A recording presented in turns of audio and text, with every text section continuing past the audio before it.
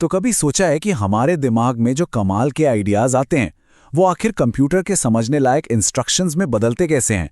आज हम इसी सफर पर निकलने वाले हैं और जानेंगे कि असल में प्रॉब्लम सॉल्विंग होती क्या है और ये काम कैसे करती है। तो चलिए इस बेहतरीन विचार के साथ शुरू करते हैं। देखिए, ये कोट ना कंप्यूटर साइंस की पूरी आत्मा को पकड़ लेता है। इसका सीधा सा मतलब ये है कि कंप्यूटर साइंस सिर्फ कीबोर्ड पर कोड टाइप करना नहीं है, बल्कि ये किसी भी प्रॉब्लम की जड़ तक जाकर उसे सॉल्व करने के लिए एक सही मॉडल या कहें तो एक ढांचा तैयार करने की कला है। जरा एक पल के लिए सोचिए, हमारे देश का जो इतना बड़ा रेलवे रिजर्वेशन सिस्टम है वो काम कैसे करता है। लाखों टिकट, हजारों ट्रेनें, सब कुछ एक साथ रियल टाइम में। साफ सी बात है, ये सिर्फ कंप्यूटर को ऑन कर देने से तो नहीं होता।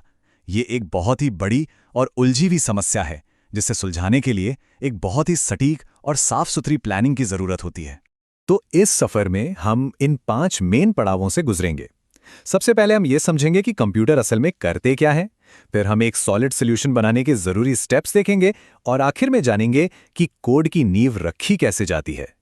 ठीक है, तो चलिए पहले हिस्से की तरफ बढ़ते हैं और यहाँ ना एक बहुत बड़ी गलत फहमी दूर करनी बहुत ज़रूरी है।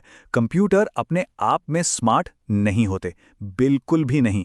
वो तो असल में बहुत आज्ञाकारी लेकिन बिना दिमाग वाले टूल्स हैं जो सिर्फ और सिर्फ हमारे दिए गए लॉजिक को फॉलो करते हैं। तो फिर असली जादू है कहाँ? वो है हमारे दिमाग में, मशीन में नहीं। असली इंटेलिजेंस तो इंसान की है। एक कंप्यूटर सिर्फ वही करेगा जो उसे करने के लिए कहा गया है, ठीक वैसे ही जैसे उसे बताया गया है। हमारी सक्सेस इसी बात पर डिपेंड करती है कि हम अपने इंस्ट्रक्शंस कितनी सफाई से बनाते हैं। तो सवाल ये उठता है कि आखिर हम ये इतने सटीक निर्देश बनाते कैसे हैं? क्या इसका कोई तरीका है? हाँ जी, बिल्कुल है। इसके लिए एक प्रॉपर सिस्टमैटिक प्रोसेस है। समझ लीजिए एक ब्लूप्रिंट जिसका इस्तेमाल हम किसी भी मुश्किल से मुश्किल समस्या को सुलझाने के लिए कर सकते हैं। ये प्रोसेस ना 4 मेन स्टेप्स में बटा हुआ है। पहला, प्रॉब्लम को अच्छे से एनालाइज करना, मतलब ये समझना कि हमें इनपुट क्या मिलेगा और आउटपुट क्या देना है। दूसरा, एक एल्गोरिदम बनाना, यानी सॉल्यूशन के लिए एक स्टेप बाय स्टेप प्लान तैयार करना। यही हमारी रेसिपी होगी। तीसरा है कोडिंग, जहां हम इस एल्गोरिदम को कंप्यूटर की भाषा में बदलते हैं। और आखिरी में सबसे जरूरी, टेस्टिंग और डीबगिंग, ये पक्का करना कि हमारा प्रोग्राम सही से काम कर रहा है और उसमें कोई गड़बड़ी तो नहीं। चलिए अब इस पूरे प्रोसेस के दिल में चलते हैं, यानी कि एल्गोरिथम। ये वो जगह है जहां असल दिमागी काम होता है, कीबोर्ड पर उंगलियां चलाने से बहुत पहले। तो टेक्निकली एल्गोरिथम है क्या चीज? सिंपल भाषा में ये बस कुछ स्टेप्स का एक लिमिटेड सीक्वेंस है जिससे हमें अपना मनचाहा आउटपुट मिलता है। सोच लीजिए ये इंस्ट्रक्शंस का एक ऐसा साफ सुथरा सेट है जिसको फॉलो करने पर हर बार बिना फेल हुए सेम रिजल्ट मिलेगा। इसकी एक तय शुरुआत होती है और एक तय अंत। और इसको समझने का सबसे आसान तरीका है रेसिपी का एग्जाम्पल। एक एल्गोरिदम बिल्कुल एक बढ़िया से लिखी हुई रेसिपी जैसा है। अगर हर स्टेप को ठीक से फॉलो किया जाए तो हर बार वही टेस्टी डिश बनेगी। लेकिन अगर एक भी स्टेप मिस हो गया या गलत हो गया तो पूरा प्रोग्राम गड़बड़ हो सकता है। तो एक अच्छे सॉलिड एल्गोरिदम में ये 5 खासियत होनी चाहिए। पहली, प्रिसिजन, यानी सटीकता। इंस्ट्रक्शंस बिल्कुल साफ होने चाहिए, कोई कंफ्यूजन नहीं। दूसरी, यूनिकनेस, हर स्टेप का नतीजा हमेशा एक जैसा और तय होना चाहिए।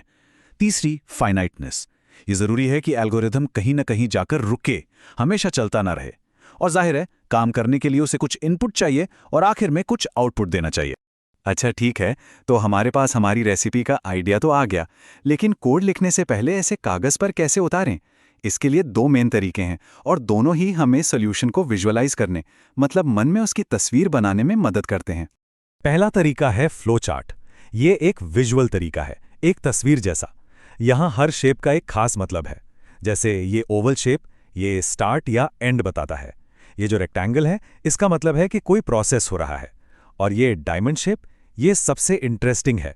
ये है डिसीजन पॉइंट, जहां से रास्ते 2 तरफ जाते हैं, हाँ या ना।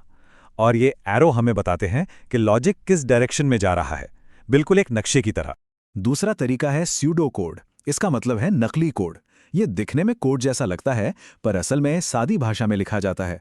तो देखिए, लेफ्ट साइड में स्यूडो कोड है, सीधा साधा टेक्स्ट, और राइट साइड में वही चीज फ्लो चार्ट के स्टेप्स के तौर पे लिखी है। मतलब एक तरफ इंस्ट्रक्शंस की लिस्ट है, दूसरी तरफ काम का नक्शा। तो अब चलिए इन सारे पीसेस को जोड़ते हैं, देखते हैं कि ये ब्लूप्रिंट, ये नक्शा आखिर में एक असली चलता फिरता कंप्यूटर प्रोग्राम कैसे बनता है। और यही इस पूरी बात का निचोड़ है। बिना एल्गोरिदम के कोडिंग करना अंधेरे में तीर चलाने जैसा है। बिल्कुल वैसे ही जैसे बिना नक्शे के घर बनाना शुरू कर दें। शायद कुछ बन भी जाए, पर क्या वो वैसा होगा जैसा सोचा था? शायद नहीं। एक साफ प्लान के साथ नतीजा हमेशा ऑर्गेनाइज्ड और सक्सेसफुल होता है। और चलिए एक मजेदार हिस्टोरिकल फैक्ट भी जानते हैं। ये जो शब्द हम यूज कर रहे हैं, एल्गोरिथम, ये आया कहां से?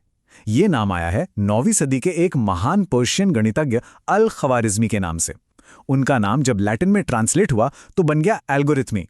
तो सोचिए, ये कॉन्सेप्ट नया नहीं है, सदियों पुराना है। तो हम इस पूरी चर्चा को इस एक सवाल के साथ खत्म करते हैं।